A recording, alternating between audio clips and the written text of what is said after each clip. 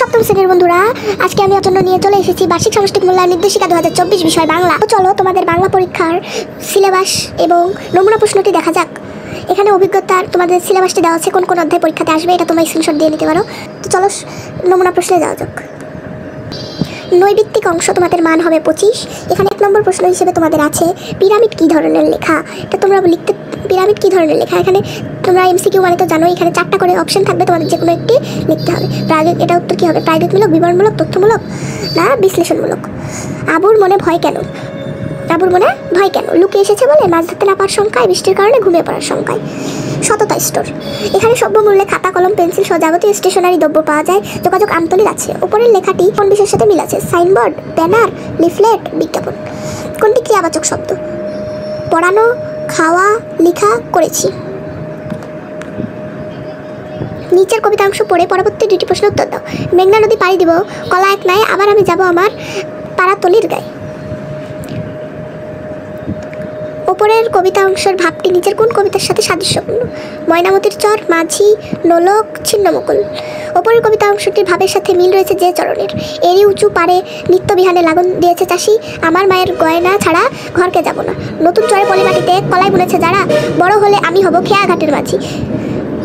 কোনটি অঘোষ ধ্বনির উদাহরণ, ত, গ, ধ, ম। কোনটি উপসর্গ সাহিত্য শব্দ, জ্ঞাত, লেজুর, পাগলামি, সম্মান।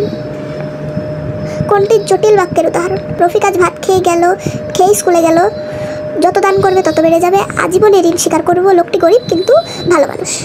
আমার মায়ের সোনার নোলক হারিয়ে গেল বলতে কবি কি বুঝিয়েছেন, হারানো ঐতিহ্য, মায়ের গহনা, প্রাকৃতিক সৌন্দর্য, নৈক পরিবেশ। প্রাচীন বাঙালির কোন দিকে বেশি ঝোঁক ছিল, খাবারের, সাজসজ্জার, পোশাক পরিচ্ছেদের, চাষাবাদের। অজানা অচেনা লোকের উপহার সাধারণত আমরা গ্রহণ করি না। এই বাক্যে শব্দ কয়টি উপসর্গ সাহিত্য শব্দ রয়েছে, 2টি, 3টি, 4টি, 5টি। নিচের কোনটি তথ্যের উদাহরণ, সরু সাদা চাল, কলা পাতার খাবার, আম, কাঁঠাল, তাল, নারকেল, ভাত বাঙালির বহুকালের প্রিয় খাদ্য। নিচের কোনটি সমাজসাধিত শব্দ, হাতঘড়ি, নিমরাজি, অভিজাত, ভরপেট। নিচের কোনটি বিশেষ্য পদ, সততা, 50, সকাল পর্যন্ত। বন্ধুরা, তোমাদের 15টা সঠিক উত্তর নমুনা প্রশ্ন আমরা তোমাকে দিয়ে দিয়েছি, আর কি এক কথায় প্রকাশ ওটাই চলে যায়। 16 নম্বর, নোলক কবিতাটি কবির কোন কাব্যগ্রন্থ থেকে নেওয়া। 17, মানুষ ও প্রাণীর সহাবস্থান তোমার পাঠ্য কোন কবিতার মূলভাব বলা যায়। উদাহরণ দেওয়ার আগে কোন জ্যোতিচিহ্ন বসে। পিরামিড রচনাটি লেখকের কোন গ্রন্থ থেকে নেওয়া হয়েছে। জলা কি, চলো আমরাই খোঁজ করে দেখি বাক্যটি কোন শ্রেণীর। উপহার পাওয়ার ব্যাপারটি অবশ্যই সম্মানের। এই বাক্যে উপহার শব্দটি কী যোগে গঠিত হয়েছে। প্রাঙ্গণ শব্দের সঠিক উচ্চারণ কোনটি। কবিতা অংশের ছোট ছোট অংশকে কি বলে। 25, নতুন চরের পলিমাটিতে কৃষকেরা কি বুনেছে।